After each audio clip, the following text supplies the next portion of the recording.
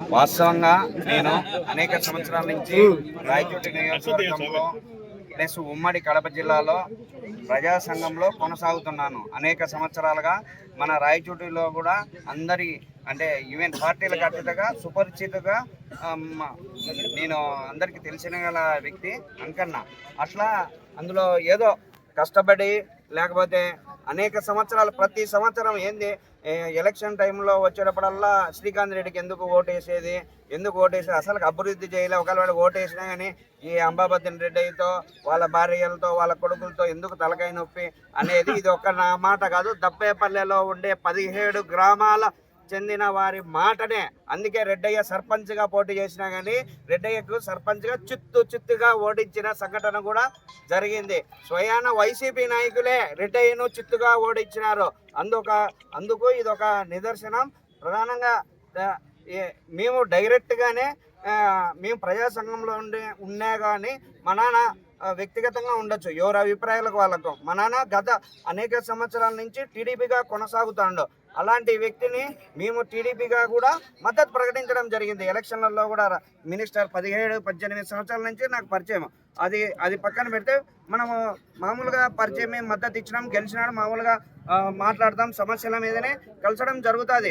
అదే భాగంగానే మా ఊరు సంబంధించిన ఆమెకు స్థలం, ఒక్క రవ్వ స్థలం, గుళ్ళిపిత్త అంత స్థలము. ఆ స్థలం కోసము ఇవన్నీ దాదాపు 7-8 సార్లు మినిస్టర్ గారిని కలిసడం జరిగింది. మినిస్టర్ గారు కూడా సానుకూలంగా స్పందించి ఎంఆర్ఓకి కానీ సిఐకి కానీ చెప్పడం జరిగింది. ఇంకా ఆమె తట్టుకోలేక బాధ వెలవించలేక మినిస్టర్ కాన్వాయ్ ఆపినది మా ఊర్లోనే మా నాన్న సహకారం తీసుకొని. ఈ ఆపడం వల్ల అదే రోజు సాయంత్రం రెడ్డయ్య ఫోన్ చేసి వాళ్ళ భార్య, రెడ్డయ్య వాళ్ళ భార్య ఫోన్ చేసి మా అమ్మకు బెదిరించినారు. రెడ్డయ్య వాళ్ళ భార్య ఎవరు, మొదటి భార్య లక్ష్మీదేవి ఫోన్ చేసి నీ అంతు చూస్తాం అది ఇది అని. అదే నెంబర్ నుంచే మీకు నెంబర్లు కూడా ఆధారాలతో సహా ఇమ్మన్నా ఇస్తాం. చిన్న చిల్లు ఎన్నో తేదీ 28వ తేదీ మధ్యాహ్నం 2:47 ఫోన్ చేసి బెదిరించినాడు. అదేవిధంగా వాళ్ళ కొడుకు కూడా అదే టైంలో మా అమ్మకు కూడా బెదిరించినాడు. ఇదంతా జరిగితే పక్కన పెడితే నిన్న ఎవరో గుర్తు తెలియని వ్యక్తులు, నేను యాక్చువల్గా నా కుటుంబం ఫ్యామిలీ కడపలో ఉండేది.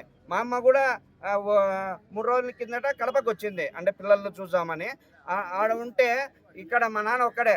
మామూలుగా ఏదో శబ్దం వచ్చినదని మా నాన్న పరిగెత్తుకుంటా పోతే రెడ్డయ్య ఇంటికి ఎవరో గుర్తు తెలియని వ్యక్తులు మా నాన్నకు కూడా దాడి చేసినారు. 2 ఏట్లు ఎవరో గుర్తు తెలియని వ్యక్తులు కొట్టినారు. ఊర్లో సౌండ్ వస్తుందని పోయింటే అది పక్కన పెడితే గుర్తు తెలియని వ్యక్తులు కొట్టి పరిగెత్తా పోయింటే దానికి సంబంధించినది ప్రధానంగా రెడ్డయ్య పరిగెత్తుకుంటా వచ్చి కట్టె తీసుకొని వచ్చి మా నాన్నను విచక్షణ రహితంగా కొట్టడం సమంజసం కాదు. బీసీల మీద ప్రేమ ఉంటే దమ్ముంటే సవాలు విసురుతాడు నా గడికోట శ్రీకాంత్ రెడ్డికి. బీసీల మీద ప్రేమ ఉంటే మీ అంబాబద్దన్ రెడ్డయ్యను ఏదైనా చట్ట ప్రకారం ఉంటే చట్ట ప్రకారమే చూసుకుంటారు. కానీ ఏడుందయ్యా బీసీల మీద ప్రేమ?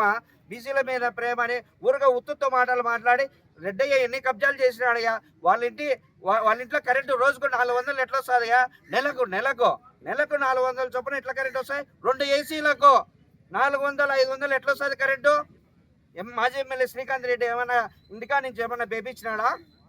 చెప్పండి. 400 రూపాయలు 500 రూపాయలు కరెంటు ఈ లక్కిడపల్లి మండలం సాక్షిగా తెలుసు.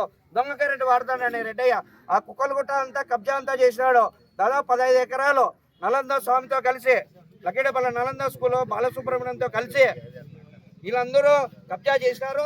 ఇవన్నీ కూడా డీకేటీ అన్ని పట్టాలన్నీ రాసుకోవడం. ఉపాధి హామీలో గత వైసీపీ ప్రభుత్వంలో కూడా 4 సంవత్సరాల పాటు వాళ్ళ భార్యలు ఏ రోజు కూడా ఉపాధి కూలీకి పోలేదు. వాళ్ళ పేర్లు కూడా రాసి దొంగ బిల్లులు కూడా చేసిన పాపం లేదు.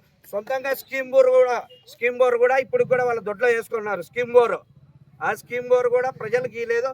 ఎట్ట ఆమెను తక్కువ అని వడ్డవాళ్ళు ఆమెను ఎట్ట తిడతారు. బీసీల మీద ప్రేమ ఉన్నదని చెప్పేయడం కరెక్ట్ కాదు. ఇది ఎవరో గుర్తు